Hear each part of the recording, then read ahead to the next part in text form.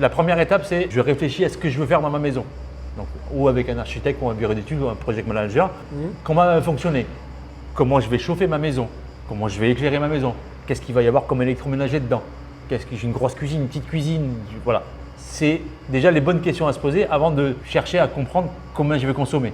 D'accord. Qu'est-ce que je vais avoir besoin? Futur entier, salut à toi et bienvenue encore une fois dans cette nouvelle vidéo avec Mika sur la partie électricité. Bon.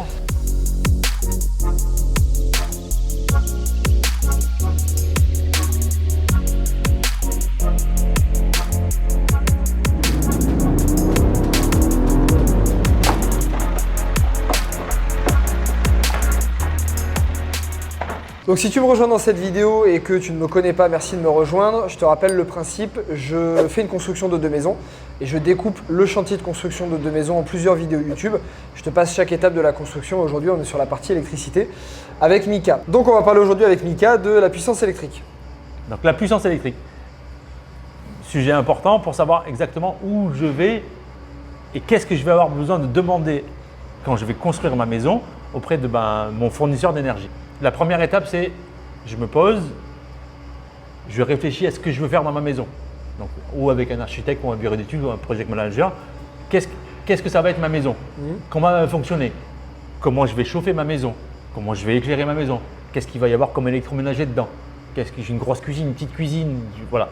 C'est déjà les bonnes questions à se poser avant de chercher à comprendre combien je vais consommer. D'accord. Qu'est-ce que je vais avoir besoin?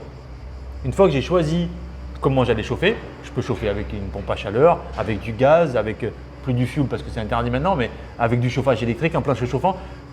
Tout ça fait que je vais devoir ajuster ma puissance électrique et calculer ma puissance électrique. Quelqu'un qui par exemple ne connaît pas, parce que par exemple moi je ne saurais pas la différence entre un plancher chauffant ou un chauffage classique ou autre, mais entre une petite et une grande cuisine, il ne va pas savoir quelle puissance choisir, tu vois. Comment il peut choisir lui-même sa puissance? Non, on va l'amener à je veux une petite cuisine, je veux une grande cuisine, je veux un plancher chauffant, je veux une petite cuisine, je veux une grande cuisine. Ça va donner des éléments de cuisson, de machin. Grâce à ça, j'aurai toutes mes fiches techniques et je vais pouvoir les cumuler et avoir ma puissance. D'accord, donc c'est grâce aux fiches techniques de chaque élément. D'abord, je réfléchis à ma maison. Ok. Je pense à ma maison. Je veux un chauffage électrique au sol. Je ne veux pas un plancher chauffant. Je veux de la clim. Je ne veux pas des chauffages électriques.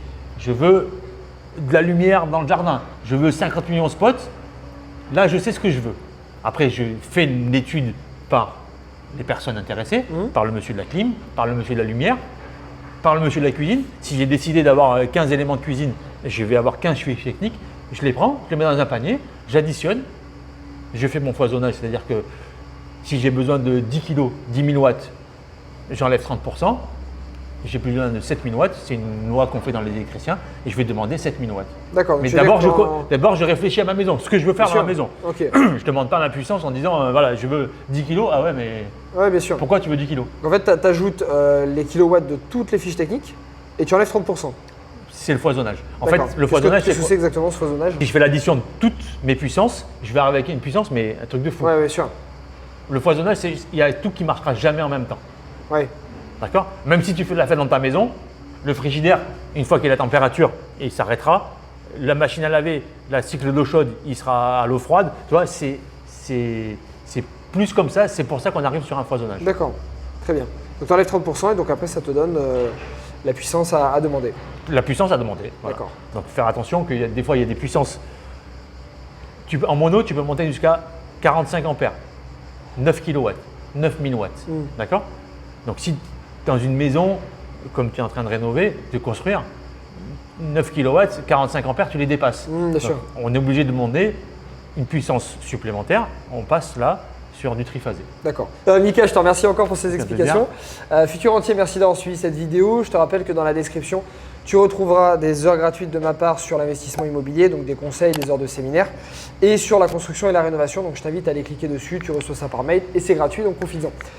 Bonne journée et à la semaine prochaine. Ciao, ciao.